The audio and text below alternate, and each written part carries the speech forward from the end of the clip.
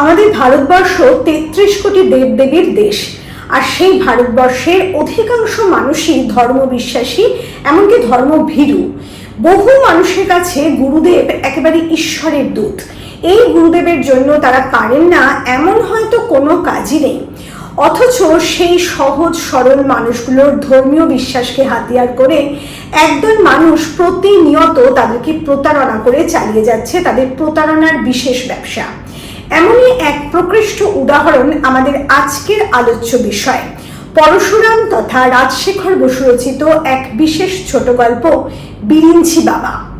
বিরিঞ্চি বাবা আমাদের আজকের গল্পের কেন্দ্রীয় চরিত্র, কারণ তাকে ঘিরে এই গল্পটা আবর্তিত হয়েছে। গল্পের সূচনা হয়েছে 14 নম্বর হাফসিবাগান লেনের এক মেস বাড়িতে। মেসের অধিকাংশ সদস্য পুজোর ছুটিতে বাড়ি চলে গেছে। মেস প্রায় ফাঁকা বললে চলে, কিন্তু সেখানেও দু একজন মানুষ রয়ে গেছে তাদের ব্যক্তিগত কিছু কারণবশত। আর ওই মেস বাড়ির একতলার একটা সুসজ্জিত বৈঠকখানায় প্রতিদিনের মতো বসেছে এক সান্ধ্য আড্ডা। সেখানে উপস্থিত আছে নিবারণ। এই নিবারণ হচ্ছে ওই মেসের ম্যানেজার, যে দর্শনের অধ্যাপক, বেশ রসিক মানুষ বলা যেতে পারে, কারণ গল্পের মধ্যে আমরা তার বেশ কিছু রসিকতার পরিচয় পাবো। কিন্তু ভদ্রলোক এইসব বাবাজিতে কখনো কোনো মুহূর্তে কোনো রকম আস্থা রাখেন না। আর আমরা পেয়েছি পরমার্থকে। পরমার্থ এই মেসের আর এক সদস্য। সে হচ্ছে ইন্স্যুরেন্সের দালাল, কিন্তু থিওসফি বা আধ্যাত্মিকতায় তার প্রচন্ড বিশ্বাস, এবং ঠিক সেই কারণেই পশ্চিমবঙ্গের কোথায় কখন কোন বাবাজি আবির্ভূত হন এবং তাদের বিষয়ে তার একেবারে নখদর্পণে। আর উপস্থিত আছেন এই মেসের একজন প্রতিবেশী নিতাই বাবু।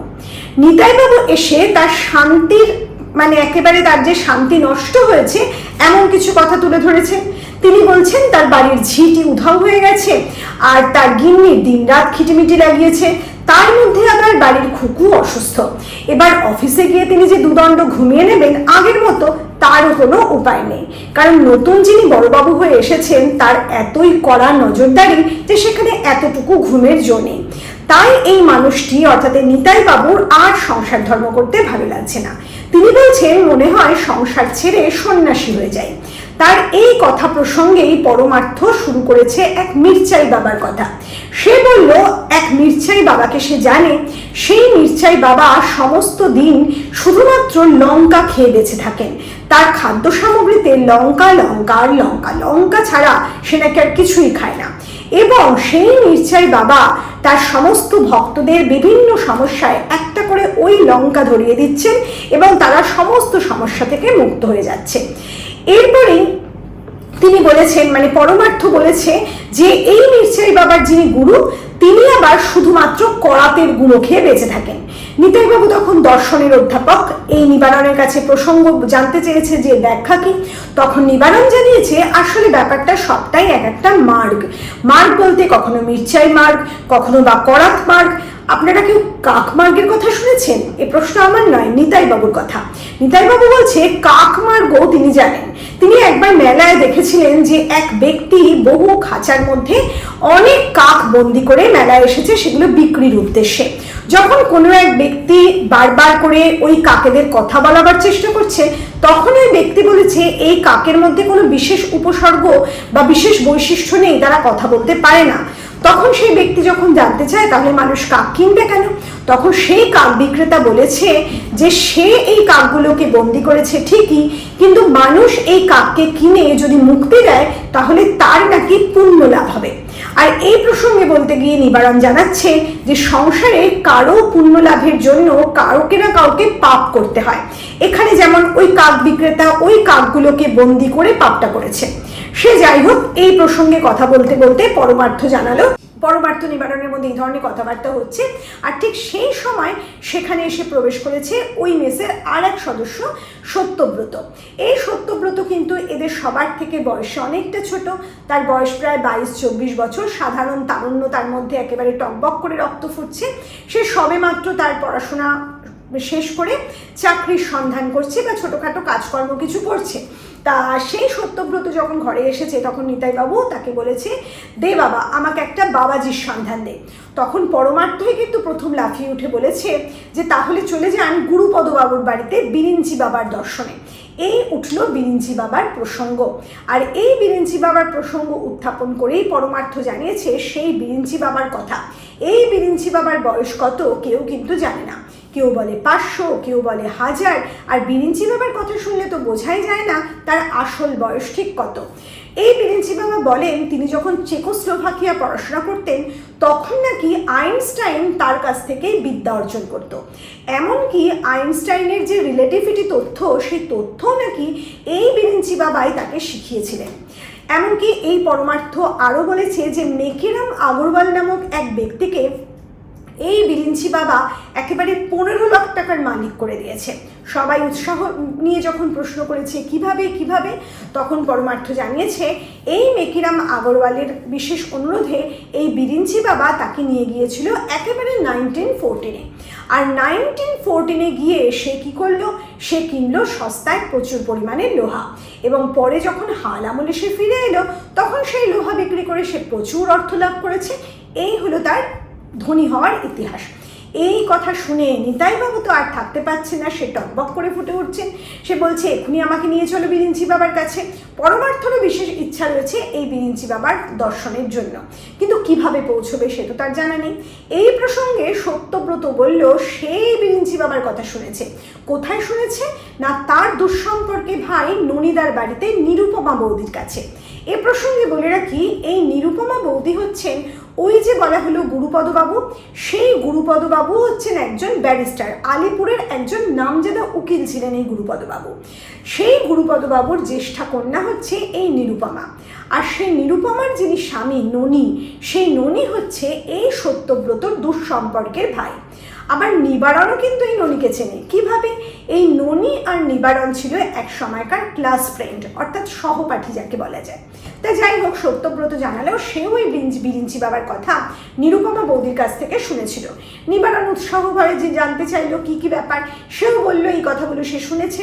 এবং নিবারণ যখন বলে যে ননী তাহলে কেন বারণ করেনি বা গুরুপদবাবুকে বোঝায়নি ব্যাপারটা, কারণ নিবারণ বা সত্যব্রত এরা কেউই কিন্তু এই বিরিঞ্চি বাবা বা বাবাজির বিষয়ে একেবারে আগ্রহী নয়, আর এসব বিষয়ে বিশ্বাসী নয়।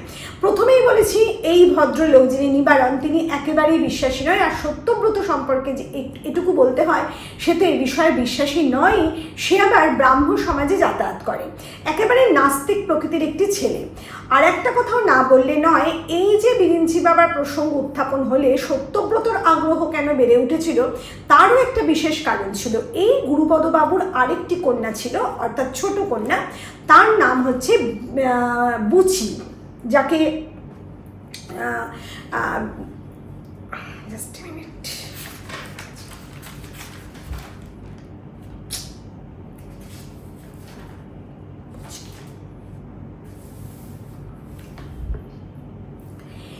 এই গুরুপদ বাবুর আর এক কন্যা ছিল যার নাম হচ্ছে বুচকি। এই বুচকির প্রতি সত্যব্রতর এক বিশেষ অনুরাগ ছিল, এবং সেই কারণেই ওই বাড়ির প্রতি তার আগ্রহটা একটু বেশি হয়েছিল। এবং এই যে অনুরাগ, সেই অনুরাগের প্রসঙ্গ কিন্তু আমরা জানতে পেরেছি একেবারে গল্পের শেষ পর্যায়ে গিয়ে, এবং একটা সাধারণ হাস্যরসের সৃষ্টি হয়েছে। আর এই যে সম্পূর্ণ গল্পটা, সেই গল্পে কিন্তু শুধুমাত্র সাধারণ হাস্যরস নেই, সেই সঙ্গে সেখানে আছে স্যাটার, সেই সঙ্গে সেখানে আছে আয়রনি। এই সমস্ত কিছুর মানে সমাহারেই কিন্তু আজকের এই গল্প। সে যাই হোক, আমরা ছিলাম কোথায় না, বিরিঞ্চি বাবা প্রসঙ্গে।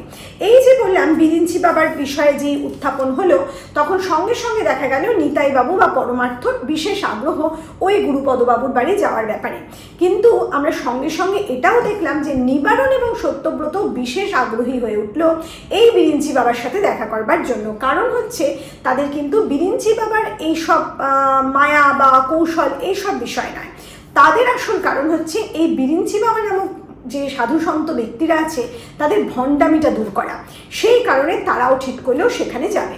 সঙ্গে সঙ্গে নিবারণ নানান রকমভাবে তার ব্যবস্থা শুরু করে দিল। সে তখন ননির কাছে গেল এবং ননির কাছে গিয়ে এই যে ননির কাছে যাওয়া, এখানে আমরা দেখলাম যে ননির বাড়িতে গিয়ে যে দৃশ্যটা আমাদের গল্প লেখক আমাদের দেখিয়েছেন সেটা হচ্ছে ননি একটা বড় পাত্র নিয়ে সেই পাত্রে ঘাস সেদ্ধ করছে। আর ঘাস সেদ্ধ করার যে পাত্রটা, সেই পাত্রের জলের মধ্যে একটা নল এসে পড়েছে, আর সেই নলের আরেক প্রান্ত লাগানো রয়েছে একটা হারমোনিয়ামে যেই না ব্লো করছে সঙ্গে সঙ্গে জল টকবক করে ফুটে উঠছে, বুদবুদ কাটছে প্রচণ্ড পরিমাণে। তা যাই হোক, এইখানে আমরা দেখেছি নিবারণের সাধারণ একটা হাসির প্রসঙ্গ, সে কৌতুক করতে ভালোবাসে। সে নিরুপমা বৌদিকে বলেছে আমাদের ননির বুঝি কাঁচা ঘাস আর সে হজম হচ্ছে না। এই ধরনের সাধারণ হাস্যরস কিন্তু এখানে প্রচুর পরিমাণে আছে। যাই হোক, এরপর নিবারণ ননির কাছ থেকে জানতে চায় যে সে বলতে পারবে কিনা যে কিভাবে প্রচুর ধোঁয়া তৈরি করা যায়। সেই ননি প্রসঙ্গে আরেকটু বলি, এই ননি কিন্তু কোনোদিন প্রফেসর বা অধ্যাপক এমন কিছু ছিল না, কিন্তু তবুও বন্ধু মহলে সে প্রফেসর নামে পরিচিত। কারণ কি, এই ননি নানান সময় নানান রকম পরীক্ষা নিরীক্ষা, রাসায়নিক পরীক্ষা নিরীক্ষা করতো। আসলে তার কোনো কাজের প্রয়োজন ছিল না, তার বাবার ছিল প্রচুর সম্পত্তি, আর এই সম্পত্তিতে তার ভালোভাবেই চলে যেত, সেই পরীক্ষা নিরীক্ষা নিয়েই ব্যস্ত থাকতো। আর ওই যে বললাম ননি কেন গুরুপদবাবুকে এইসব ব্যাপারে সাবধান করেনি, গুরুপদবাবুর প্রসঙ্গেও একটু বলে রাখা প্রয়োজন। এই গুরুপদবাবুর বাড়িতে বাবাজি আসার যে কারণ, সেটা হচ্ছে গুরুপদবাবুর পত্নী বিয়োগ ঘটেছিল এবং স্ত্রী মারা যাওয়ার পর গুরুপদবাবু একেবারে সংসার বিভাগী হয়ে যেতে চান বলা যেতে পারে। সংসারের ধর্ম মানে একেবারে তার কোনো মতি বা মন ছিল না, এবং সেই সময় এই বাবাজিকে পেয়ে তিনি সম্পূর্ণভাবে আধ্যাত্মিকতায় মন দেন। এবং এই যে বিষয়টা সংসারের বৈরাগ্য, সেই ব্যাপারটা কেন ননি তাকে বোঝাননি, এই প্রশ্ন আসতে ননি জানিয়েছে যে তিনি কখনোই বোঝাতে পারেন না, কারণ এতে করে গুরুপদবাবুর মনে হতে পারে যে ননির বোধহয় তার সম্পত্তিতে বিশেষ লোভ রয়েছে, এবং সেই কারণে বাবাজিকে সে বাড়ি থেকে তাড়াতে চায়। অতএব ননি চরিত্রটাকে আমরা কিন্তু বিশেষভাবে একেবারে মানে স্বার্থপর বা লোভীভাবে দেখছি না, বরং সাধারণ খামখেয়ালি একটা মানুষ দেখতে পাচ্ছি। আর নিরুপমা, তার প্রসঙ্গে বলতে গেলে বলতে হয় সে বোঝেই না যে সত্যি বিষয়টা কি। সে শুধু দেখেছে অনেক কিছু ঘটছে, তার বাড়িতে বাবাজি নানান রকম ক্রিয়াকলাপও দেখাচ্ছে, এইটুকুই আমরা জানতে পেরেছি। সে যাই হোক, ননির কাছে যখন ধোঁয়ার রহস্য জানতে চাওয়া হয়েছে, ননির নানা রকম প্রশ্ন যে নীল ধোঁয়া না লাল ধোঁয়া, এবং সেই ধোঁয়া তৈরি করার যে রাসায়নিক বিক্রিয়া, সেগুলোর বৈজ্ঞানিক ব্যাখ্যা দিতে শুরু করেছে। নিবারণ দেখেছে এ ভীষণ একটা অস্বস্তিকর বিষয়, আর সেই সময় তার সমস্ত সমস্যার সমাধান করিয়েছে নিরুপমা বৌদি। নিরুপমা বৌদি বলেছে যে তিনি দেখেছেন যে গোয়াল ঘরে ভিজে খড়ে আগুন দিয়ে ধোঁয়া তৈরি করা হয়, যাতে করে মশা মাছির উপদ্রব না হয়।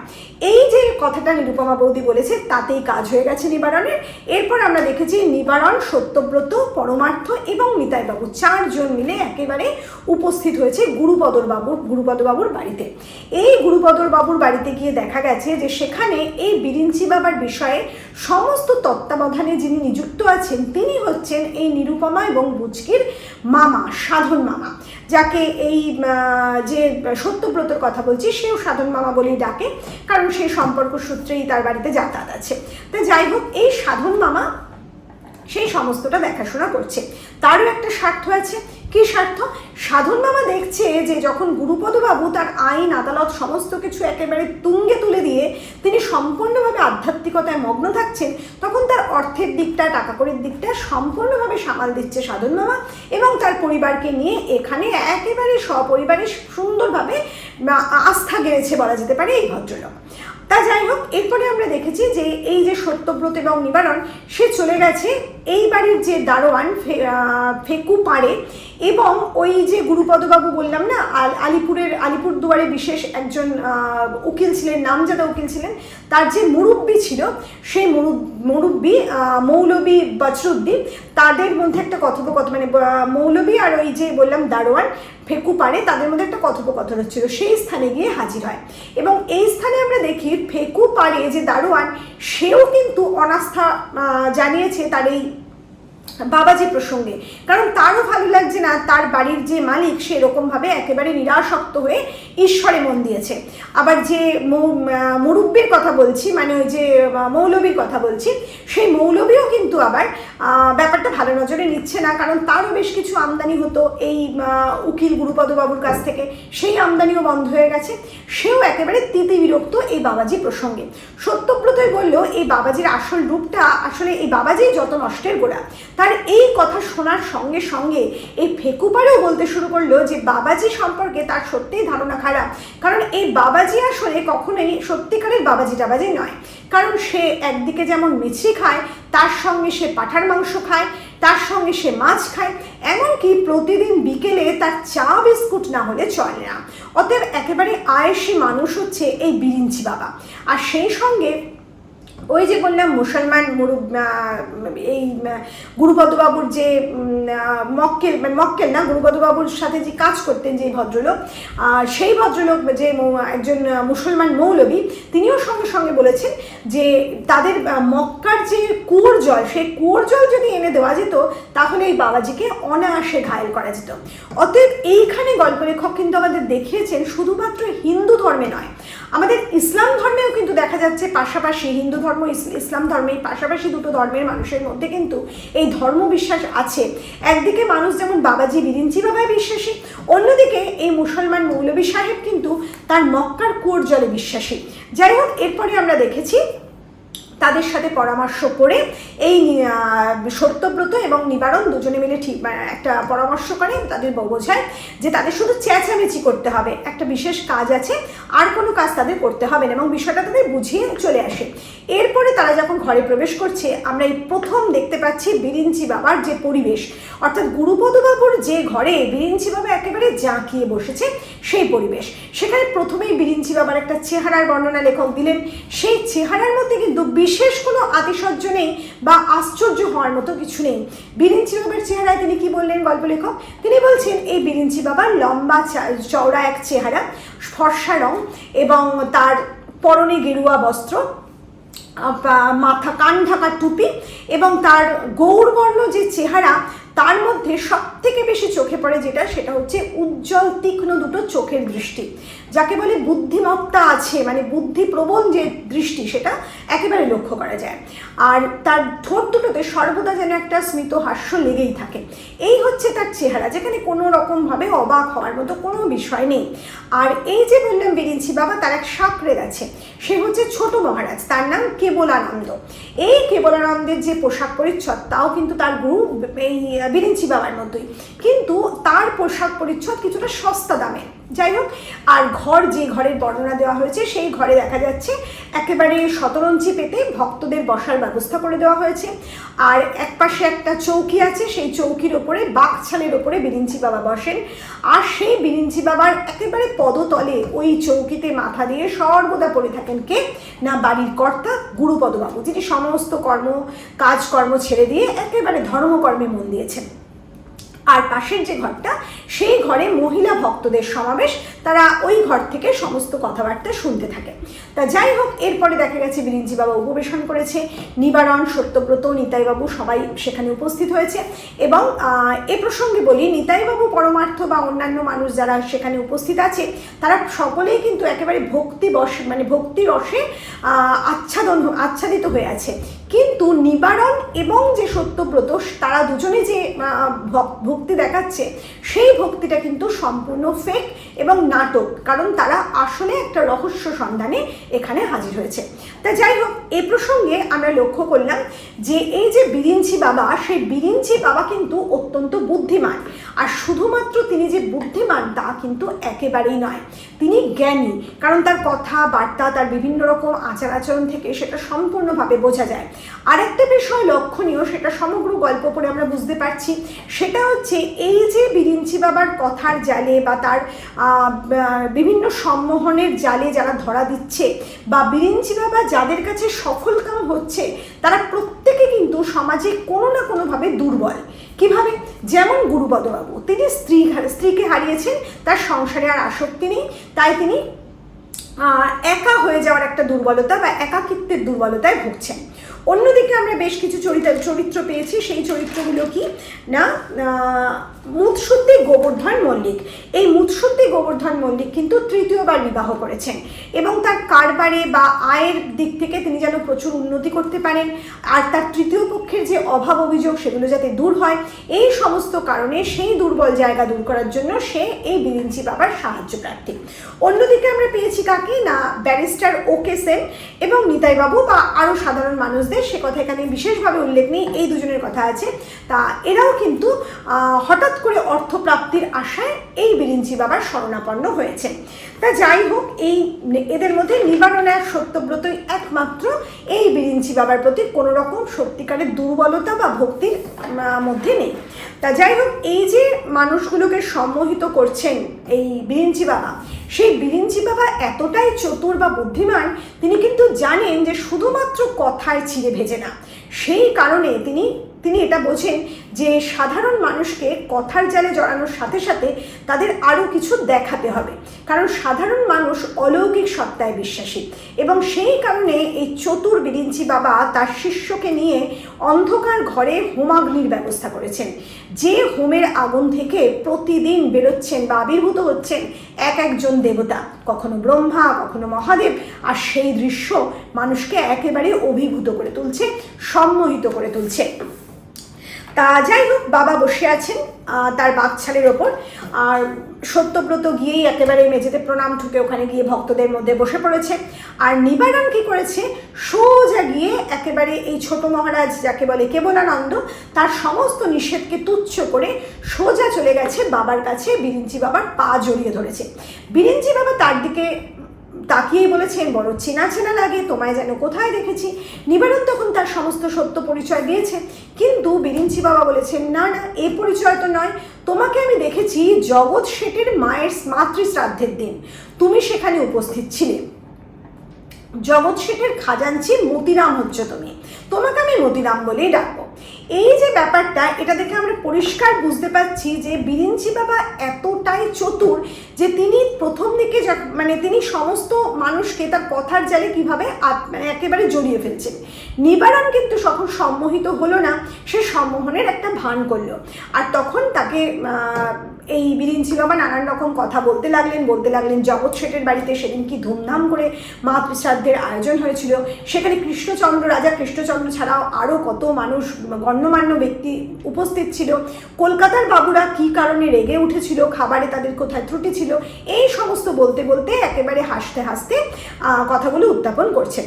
তারপরে নিবারণকে তিনি কি বললেন না, তুমি প্রতিদিন ধূর্যটি মন্ত্র উচ্চারণ করো, তাহলে তোমার ভালো হবে। এরপরে আমরা কি দেখেছি না, এরপরে আমরা দেখেছি নিবারণের প্রসঙ্গ শেষ হতেই গোবর্ধন জানতে চেয়েছে, যে গোবর্ধন মল্লিকের কথা বললাম, সে জানতে চেয়েছে, আচ্ছা মহারাজ, প্রবৃত্তি ও নিবৃত্তি এই দুয়ের মধ্যে সব থেকে শ্রেয় কোনটা? সঙ্গে সঙ্গে এই বিরিঞ্চি বাবা কিন্তু তার দার্শনিক ব্যাখ্যা দিয়েছেন। প্রবৃত্তি হচ্ছে আসলে আমাদের ক্ষুধা বা খিদে, আর নিবৃত্তি হচ্ছে সেই খাদ্য গ্রহণ অর্থাৎ ভোগ। আর সঙ্গে সঙ্গে বুদ্ধিমান বিরিঞ্চি বাবা সেই প্রসঙ্গ থেকে, দার্শনিক ব্যাখ্যা থেকে চলে গেছেন ইতিহাসের একেবারে নিরাপদ আশ্রয়। সেখানে তিনি উত্থাপন করেছেন তুলসীদাসের প্রসঙ্গ। তিনি বলেছেন তুলসীদাস নাকি তাকে এই প্রসঙ্গে প্রশ্ন করেছিলেন, এবং তিনি তুলসীদাসকে বোঝাতে চেয়েছিলেন ভোগ আসলে কি, এবং সেই জন্যই তুলসীদাসকে তিনি পরবর্তীকালে মানসিংহ করে জন্ম দিয়েছেন। তুলসীদাস রামায়ণ রচনা সমাপ্ত করা মাত্রই তাকে তিনি মানসিংহ জন্ম দেন, এবং তিনি চেয়েছিলেন মানসিংহ জন্ম নিয়ে তুলসীদাস প্রচুর ভোগ করুক।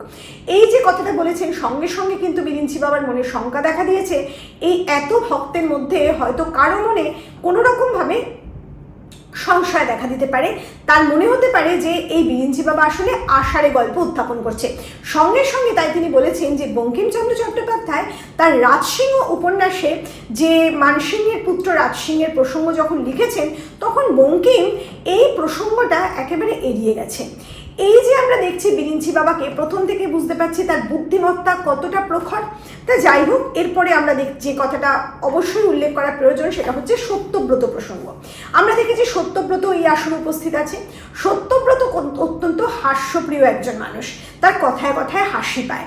তার এই যে বিরিঞ্চি বাবার নানান রকম কথাবার্তা, এইসব কথাবার্তা দেখে তার এতটা হাসি পাচ্ছে যে সে কিছুতেই হাসি চেপে রাখতে পারছে না। আবার সত্যব্রতর হাসি চাপার জন্য তাকে নানান রকম কঠিন কঠিন বিষয় কল্পনা করতে হয়। সে একেবারে ভীষণ শক্ত হয়ে নিজেকে বসে সে মনে মনে কল্পনা করতে থাকে যে তার পিঠের মধ্যে প্রচণ্ড গরম লোহা পেটানো হচ্ছে, তার পিঠের চামড়া উঠে যাচ্ছে। এইভাবে সে নানান রকম কল্পনার মধ্যে দিয়ে তার হাসি চেপে রাখছে। এরপর আমরা দেখলাম যে নিতাই বাবু গিয়ে একেবারে পা জড়িয়ে ধরলেন এই বিরিঞ্চি বাবার।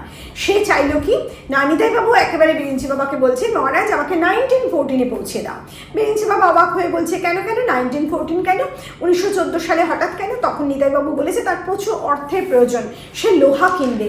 এই যে নিতাইবাবুর কথা, এই নিতাইবাবুর কথা শোনা মাত্র কিন্তু বিরিঞ্চি বাবা বুঝতে পেরে গেছেন নিতাইবাবুর আর্থিক অবস্থা ভালো নয়, এবং এই মানুষটার কাছ থেকে যে খুব একটা অর্থ লাভ হবে না সেটা বুঝতে পেরে এই বিরিঞ্চি বাবা তাকে বলে, ওরে বাবা, অর্থপ্রাপ্তি হতে গেলে তো কঠিন তপস্যার ব্যাপার, আর সেটা তোমার দ্বারা সম্ভব নয়, কারণ সূর্যকে বসে আনতে হবে, আরও নানান কথা তিনি বলেন।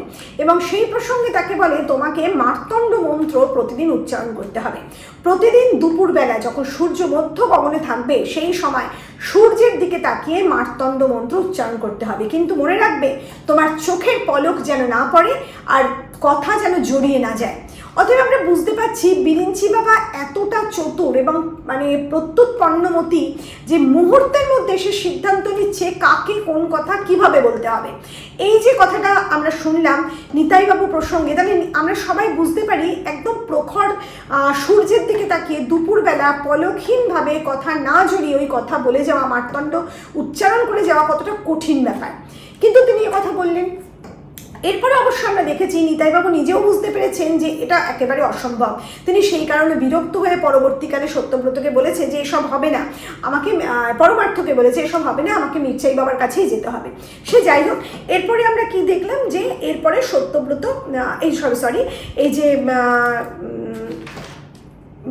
নিতাইবাবুর প্রসঙ্গ, নিতাইবাবুর কথা, নিতাইবাবুকে এই কথা বলার পরই আমরা দেখেছি বিরিঞ্চি বাবা চলে গেছেন একেবারে যিশুর কথায়, মানে যিশু খ্রিস্টের কথায়। তিনি বলছেন যিশুর সাথে এই নিয়ে আমার প্রায় মানে বাকযুদ্ধ হতো, কি না যিশু এই ব্যাপারটা নানান অর্থের ব্যাপারে কথা বলতো, এবং সে আমাকে বলতো যে যাদের অর্থ আছে তারা কখনোই স্বর্গ লাভ করতে পারে না। আমি বলতাম কেন, যাদের অর্থ আছে তারা সেই অর্থ যদি সৎ ব্যবহার করে তাহলেই স্বর্গ লাভ হবে। আসলে সেদিন ওই কথার মধ্যে দিয়ে বিরিঞ্চি বাবা আসল সত্য কথাটা বলে না দিলেও সমস্ত মানুষ, মানে ওখানে উপস্থিত মানুষ যারা আছে তারা বা পাঠক হিসাবে আমাদের কিন্তু বুঝতে কোথাও অসুবিধা হয় না যে বিরিঞ্চি বাবা আসলে সেদিন কোন কথাটা উজ্জ্ব রাখলো। বিরিঞ্চি বাবা বলতে চেয়েছেন যে তার মতো বাবাজিদের সেবায় যে অর্থ ব্যয় করা সেটাই হচ্ছে প্রকৃত অর্থের সদ্ব্যবহার। তা যাই হোক, এইভাবে বুদ্ধি করে সেদিন সেই যাত্রা ওই ব্যাপারটাকে এড়িয়ে চললেন।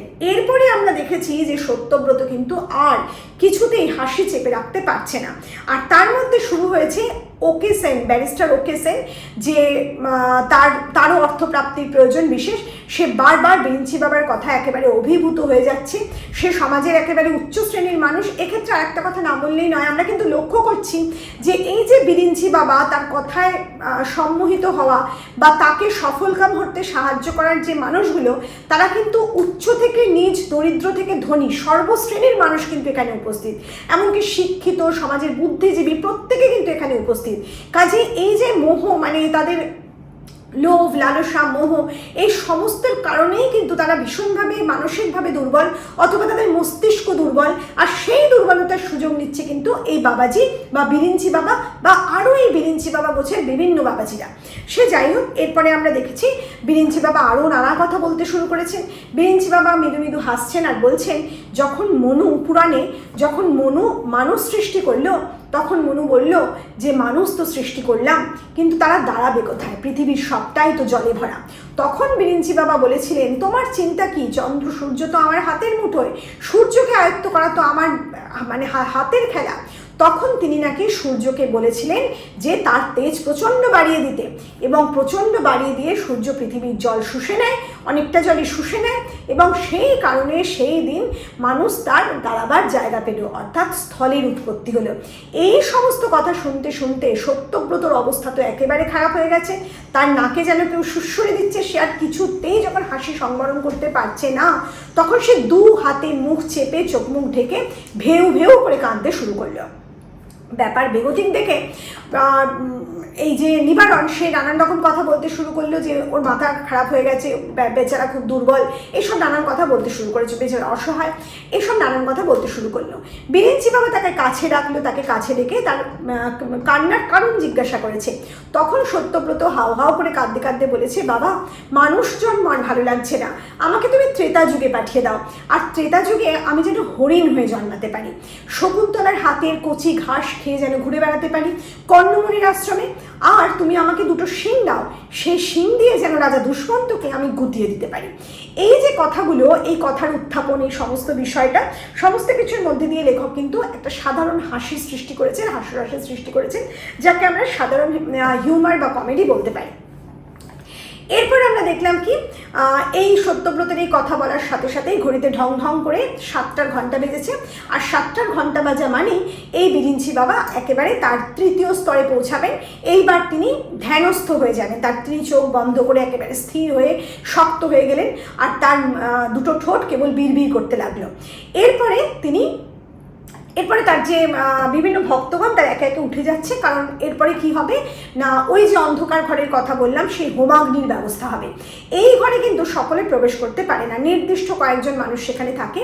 তা এই যে বললাম, এই বিরিঞ্চি বাবা, তারপরে ওই সাধন মামা, অথবা এই বাড়ির যে সদস্যরা, তারা শুধুমাত্র উপস্থিত থাকতে পারে, আর 2-4 বিশেষ ভক্ত ছাড়া বাকিদের কিন্তু এই ঘরে প্রবেশের অধিকার নেই। কিন্তু নিবারণ বা সত্যব্রত, এরা দুজন তো প্রবেশ করবে, এবং অত্যন্ত চালাকি করে তারা এই ঘরে প্রবেশ করলো সাধন মামার হাত ধরে। এই সাধন মামাকে সত্যব্রত তার ছোট জামাইয়ের চাকরির প্রসঙ্গ তুলে ধরলো। ছোট জামাইয়ের চাকরি বহুদিন ধরে হচ্ছে না, সাধন মামা অত্যন্ত অসুবিধায় আছেন। তখন সত্যব্রত তার অফিসে একটা চাকরির কথা বললো, সন্ধান দিল, এবং সে বললে পুজোর ছুটি কাটলেই সে একটা চাকরির ব্যবস্থা করে দিতে পারে। কিন্তু সাধন মামা কিছুতেই মানে সেই চাকরিটা প্রয়োজন, কিন্তু তাকে ওই ঘরে প্রবেশ করতে যখন দিচ্ছেন, এমনকি নিবারণকে বোঝাচ্ছেন যে এই ছোকরা একেবারে ব্রাহ্ম সমাজে যাতায়াত করে, তার কখনোই ধর্মকর্মে জ্ঞান নেই, এইসব ছেলেকে ওখানে কখনোই নিয়ে যাওয়া ঠিক নয়। তখন এই সত্যব্রতর প্রসঙ্গ কিন্তু খুব কাজে লেগে গেল। তখন সাধন মামা তাদের ঢুকতে দিল ওই ঘরে। আমরা এখানে সাধন মামা চরিত্রের লোভ লালসাটাও কিন্তু বিশেষভাবে প্রত্যক্ষ করছি। তা যাই হোক, এরপরে আমরা দেখলাম সেই হোমের ঘরটা একেবারে অন্ধকার করে দেওয়া হয়েছে, আর বিরিঞ্চি বাবা বসে আছেন, হোম জ্বলছে সেখানে, আর কোনো আগুন নেই, হোমের আগুনটা সামান্য নীল আলো দেখা যাচ্ছে। এরপরে দেখা যাবে সেই নীল আলোর মধ্যে দিয়ে হঠাৎ মহাদেবের একটা ছায়ামূর্তি আবির্ভূত হচ্ছে। আর যেই না মহাদেবের ছায়ামূর্তি আবির্ভূত হয়েছে, সেই সময় শুরু হলো নিবারণ এবং সত্যব্রত সেই কৌশল, যে কৌশলটা আয়ত্ত করে তারা এখানে এসেছিল। সঙ্গে সঙ্গে দেখা গেল জানলার কাছে একটা প্রচণ্ড পরিমাণে ধোঁয়া তৈরি হয়েছে, আর সেই ধোঁয়ার মধ্যে বাইরের এই ফেকু পাড়েরা প্রচণ্ড চিৎকার চেঁচামেচি করছে, আগুন আগুন আগুন লেগে গেছে। আর সেই আগুন আগুন শব্দে সর্বপ্রথম যে ঘর থেকে পালালো সে হচ্ছে বিরিঞ্চি বাবা। তার সমস্ত সাধন প্রক্রিয়া ভঙ্গ করে সে ঘর থেকে বেরিয়ে গেল। যদিও সে পরে ধরা পড়েছে, সে কথা পরে আসছি। এরপরে আমরা দেখলাম নিবারণ একটা আলো জ্বেলেছে, মানে আলো জ্বালানো হয়েছে, সেখানে নিবারণ জ্বালিয়েছে, এবং সত্যব্রত আবিষ্কার করলো যে ওই যে মহাদেব, সে আসলে আর কেউ নয়, ওই ছোট মহারাজ কেবলানন্দ ওরফে ক্যাবলা।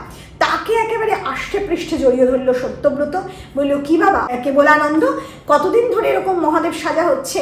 তা যাই হোক, এরপরে দেখা গেছে আরও একটা মজার দৃশ্য, একদম হাস্যরসের একটা সৃষ্টি হয়েছে। সেখানে কেবলানন্দ বলছে, ছাড়ো ছাড়ো, এরকম ফাজলামি কিন্তু আমার ভালো লাগছে না। তা যাই হোক, এরকমভাবে একটা সাংঘাতিক হাসির দৃশ্যের মধ্যে দিয়ে সমস্ত বুজরুকি ধরা পড়ে গেছে গুরুপদর কাছে। যে গুরুপদ এতদিন ধরে একেবারে চোখ বন্ধ করে অন্ধবিশ্বাসে সেই বাবাজিকে বিশ্বাস করছিল, তার চোখ খুলে গেল, সে সমস্তটাই বুঝতে পারলো। কিন্তু এক্ষেত্রে আমরা গুরুপদ চরিত্রের আরেকটা দিক দেখতে পেলাম। এই গুরুপদ কিন্তু একেবারে ক্ষমা করে দেওয়ার মতো একজন মানুষ, সে এই বাবাজির কাছে থাকতে থাকতেই হোক বা আগে থেকেই হোক, তার মধ্যে একটা ক্ষমাশীল মন তৈরি হয়েছিল। সকল মানুষ যখন প্রচণ্ড বিরক্ত হয়ে রেগে গিয়ে এই ভণ্ডামির জন্য প্রতিবাদ করে মারমার করে তেড়ে এসেছে এই বিরিঞ্চি বাবা এবং তার চেলাকে, সেই সময় গুরুপদ তাদের বাঁচিয়েছে এবং গুরুপদ বলেছে সত্যব্রত যেন এই বাবাজিকে এবং তার চেলাকে নিরাপদে ট্রেনের টিকিট কেটে দিয়ে গাড়িতে উঠিয়ে দেয় স্টেশন যাত্রার জন্য। এবং তার কথা শুনে সত্যব্রত শেষ পর্যন্ত তাদের গাড়িতে তুলে দিয়েছে।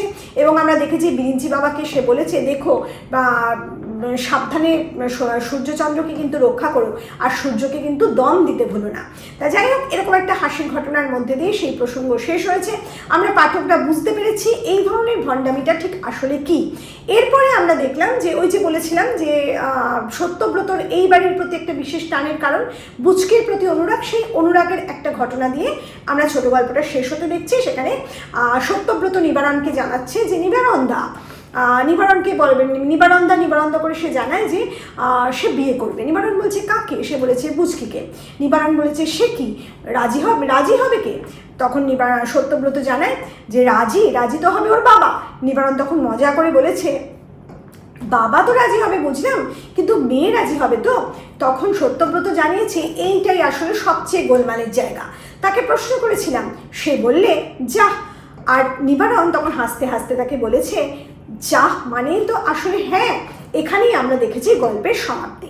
তাহলে বুঝতে পারছো সমগ্র গল্পের মধ্যে হাস্যরস তো আছে ঠিকই, কিন্তু সেই হাস্যরস কিন্তু শুধুমাত্র হিউমার বা শুধুমাত্র সাধারণ হাস্যরস নয়। এই হাস্যরসের মধ্যে আছে স্যাটার, অর্থাৎ ব্যঙ্গ বিদ্রুপ। আমাদের সমাজের সেই সমস্ত মানুষগুলো যারা ভণ্ডামির মধ্যে দিয়ে সমাজের সাধারণ সরল বিশ্বাসী মানুষের সরল বিশ্বাসের সুযোগ নিয়ে তাদের প্রতারণার ফাঁদ পেতে বসে, সেই মানুষগুলোর প্রতি ব্যঙ্গ বিদ্রুপ, যাকে আমরা বলছি স্যাটার। সেই সঙ্গে আছে আয়রনের খোঁচা। আয়রনের খোঁচা আমরা দেখতে পাচ্ছি কোথায় না, গুরুপদ, কখনো গোবর্ধন, কখনো ওকে সেন, কখনো নিতাইবাবুর মতো মানুষদের যারা একটা বিশেষ উদ্দেশ্য নিয়ে বিরিঞ্চি বাবার কাছে যাচ্ছে, কিন্তু শেষ পর্যন্ত হতাশায় একেবারে ভেঙে পড়ছে। এখানেই আমরা দেখতে পাচ্ছি আয়রনির অর্থাৎ শ্লেষাত্মক একটা হাসির ছোঁয়া। তা যাই হোক, এই হচ্ছে আমাদের আজকের গল্পের বিষয়বস্তু। আশা করছি গল্পটা সম্পূর্ণভাবে বুঝতে পেরেছ। খুব তাড়াতাড়ি হাজির হব তোমাদের জন্য আরও নতুন কোনো বিষয় নিয়ে। খুব ভালো থেকো।